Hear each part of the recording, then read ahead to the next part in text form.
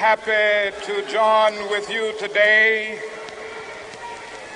in what will go down in history as the greatest demonstration for freedom in the history of our nation.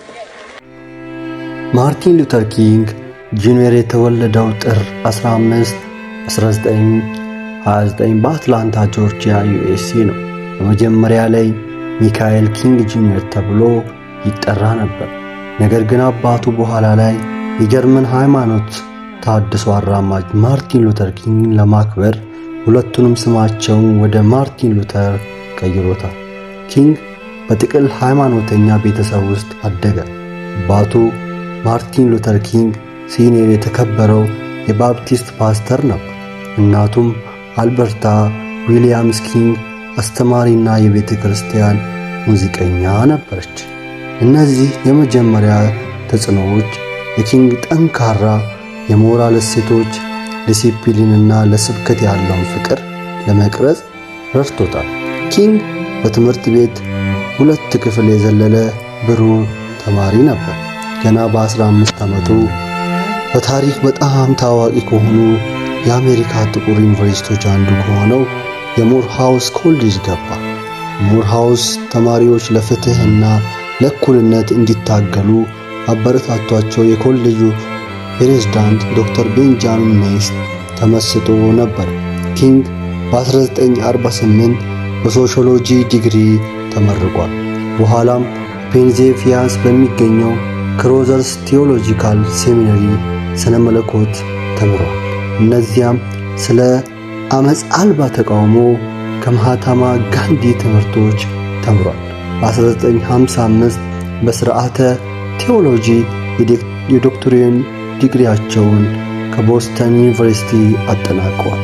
በዚህ ዓመት ጎበዝ ሙዚቀኛና የሲቪል መብቶች ደጋፊ ከሆነችው ኮሬታ ስኮት ጋር ተጋብቷል። አብረው 4 ልጆችንም ነበሯቸው።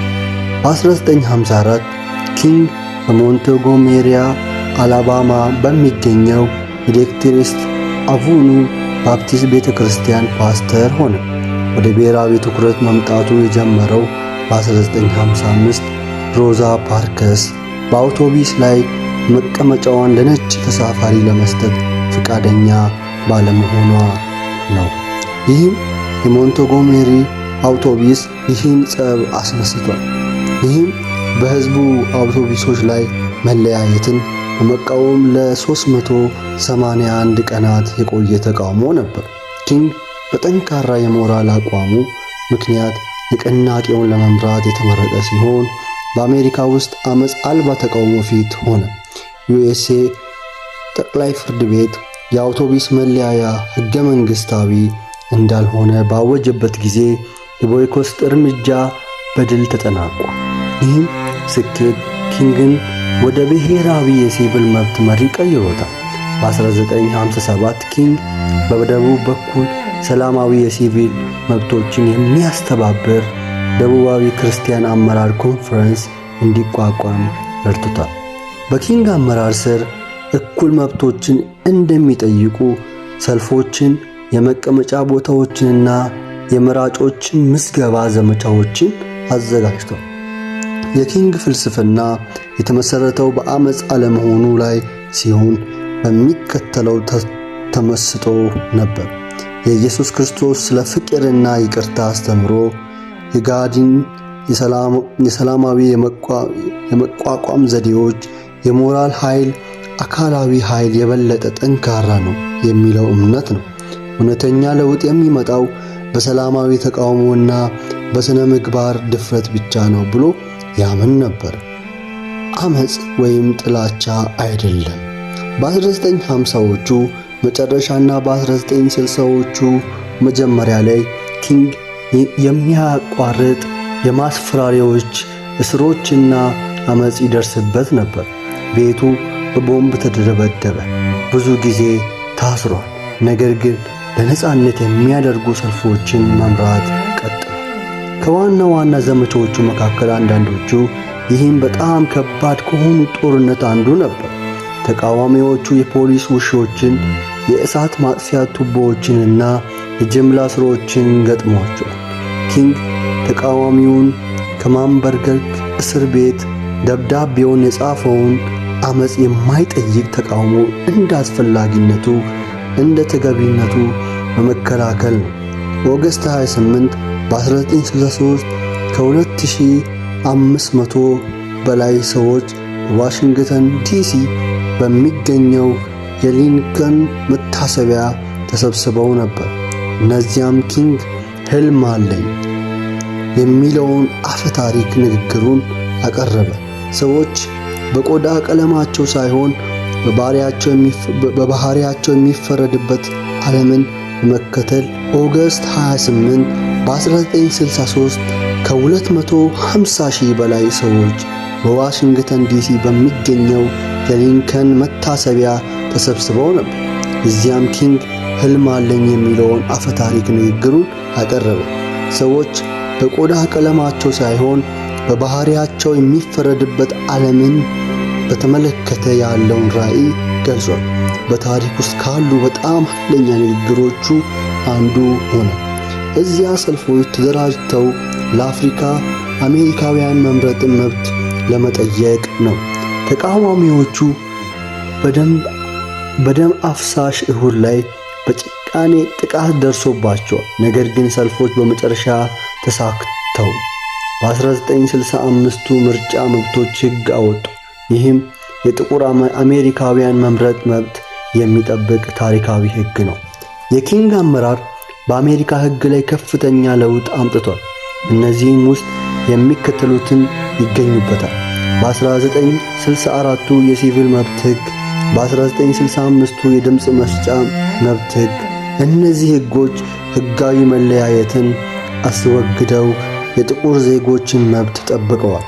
በ1964 ኪንግ የኖቤል ሰላም ሽልማትን በ35 ዓመቱ አሸንፎ በወቅቱ ትንሹ ተቀባይ ሆኖ በ1960ዎቹ መጨረሻ ኪንግ እንደ ደህንነትና የቪየትናም ጦርነት ያሉትን ሰፊ ጉዳዮችን መፍታት ጀመረ።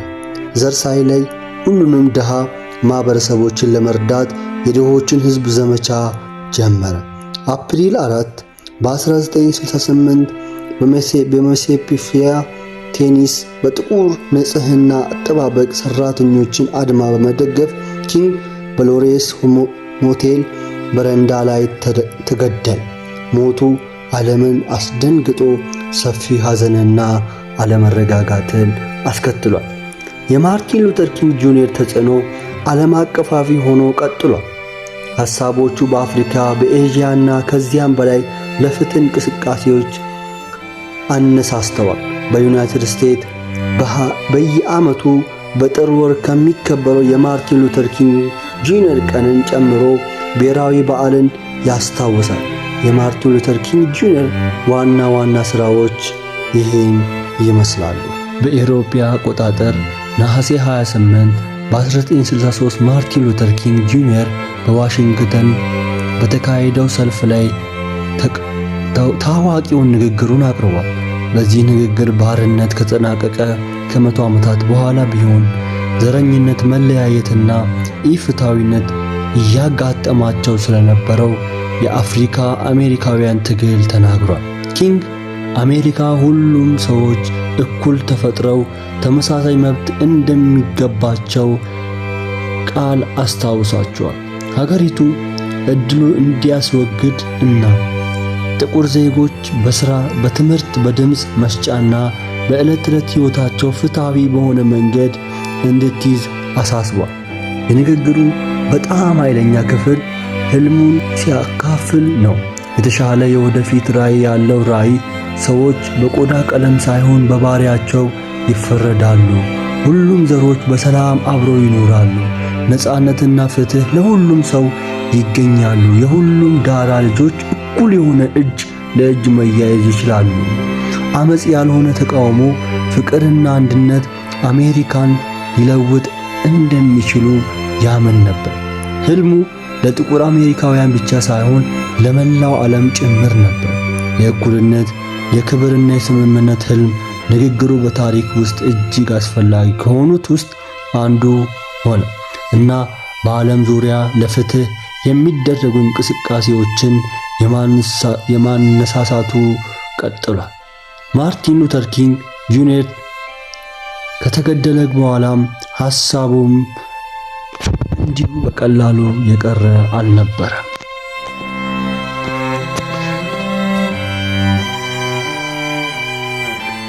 አፕሪል 4 በ1968 ኪንግ በሚሲሲፒ ቴኒስ የንጽህና ሰራተኞች ተቃውሞ ለመደገፍ ነበር።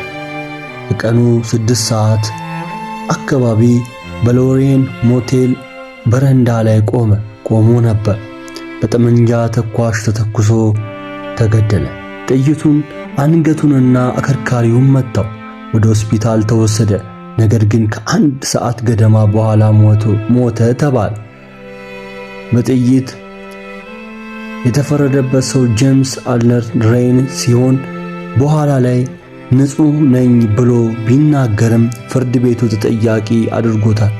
ብዙ ንድፍ ሐሳቦች ቢኖሩም ጄምስ አለር ሬይን ብቻውን እርምጃ ወስዷል የሚል ይፋዊ መደምደሚያ ነበር። ግድያው በመላው ዩናይትድ ስቴትስ ጥልቅ ሐዘንና ቁጣ አስከትሏል። የሲቪል መብቶች ንቅናቄ አጠናክሮ ለነጻነት፣ ሰላምና ለፍትህ ሰማዕታትን አድርጎታል።